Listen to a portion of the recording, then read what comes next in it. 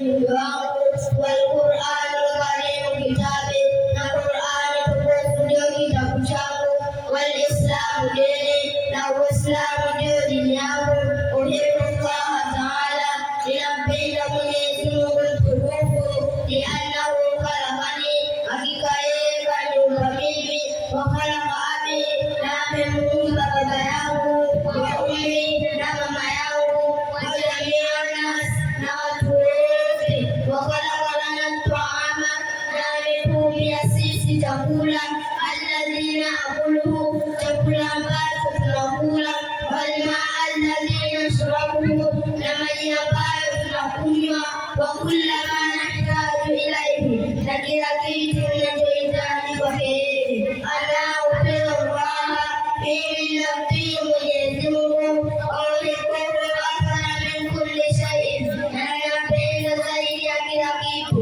Inna Allah azza wa jalla, hakika Mwenyezi Mungu mwenye cheo na utukufu,